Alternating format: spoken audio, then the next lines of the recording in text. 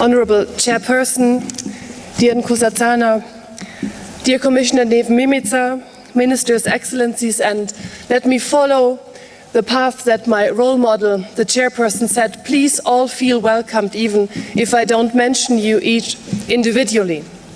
But let me also say, dear members of Parliament, dear sisters and brothers from all over the world, from all corners of the world, from all continents, who have come here and didn't shy away from long journeys to be part of this Women in Parliament Summit 2015 here on the premises, on these beautiful premises of the African Union.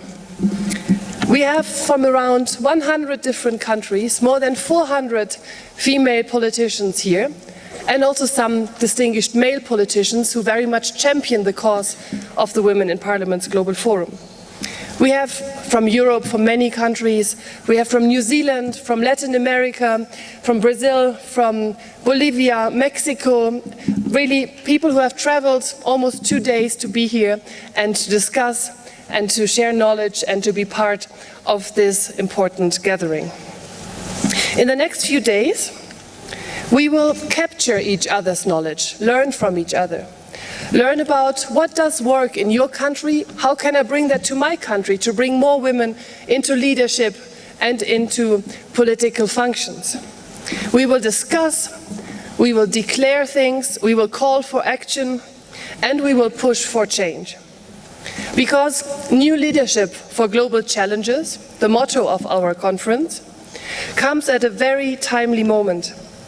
We will focus on the need for leadership that wants change, that needs a variety of different leaders, men and women, and that are willing to work together across countries' boundaries, across political parties' boundaries, across gender boundaries, that share the common vision of bringing the world forward and making it a better place.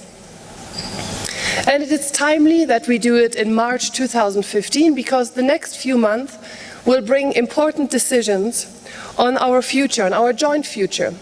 I'm talking about the Sustainable Development Goals. That's why we will focus in our different sessions on topics like health, like education, entrepreneurship, but many other important elements as well to bring our words, to bring our call for action to the political leaders who will take decisions which will determine the next decades. The mission of the Women in Parliament's Global Forum is to increase the number of women in parliaments and also the number of women in political leadership. There are way too few these days, and we hope to see a big change in the years coming. We want to contribute to that change by bringing together those women, you, who have received the mandate from their people to take decisions on their behalf, who took responsibility for the people they represent. You know what it means to be a political leader and to unite. This power, this vision, this is part of what we do.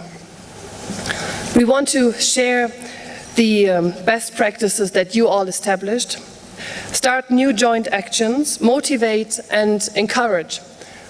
This is also why we present the Women in Parliament's Awards. We did that in our last summit and do this again based on the findings of the Interparliamentary Union and also the World Economic Forums. And we want to honor those countries which took special efforts and have special successes in political empowerment of women, or who have taken big steps in closing the gender gap in their countries.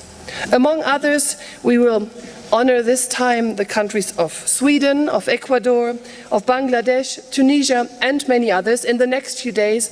And I think it's a moment to celebrate the success and also to see maybe my country could be next year the one who receives an award.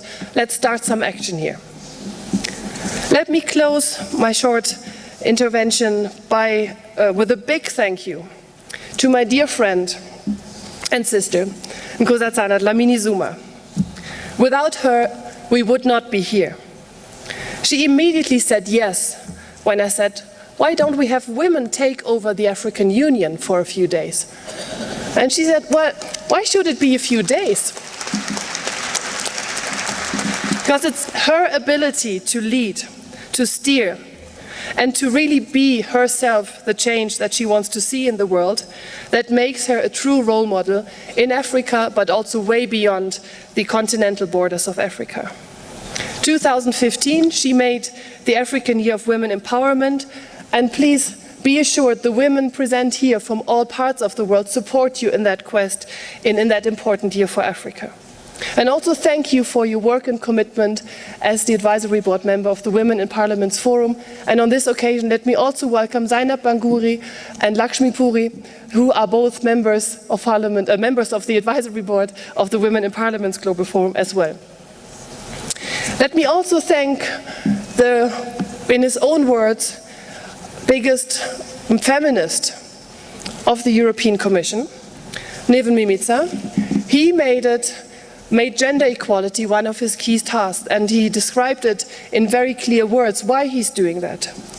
So by being here, by supporting the Women in Parliament Summit, this is again another sign how important you take this mission and how much you personally put into this. We thank you for that, and whenever we can support you in that, on the other end, we are very happy to do that. Finally, let me thank the Speaker of the Ethiopian Parliament, who in his strong words declared or described the achievements Ethiopia has made, but also the ambition for the next few years. It's very impressive. On this behalf, also thank you for the welcome you give us here and for the hospitality Ethiopia shows to the international guests here.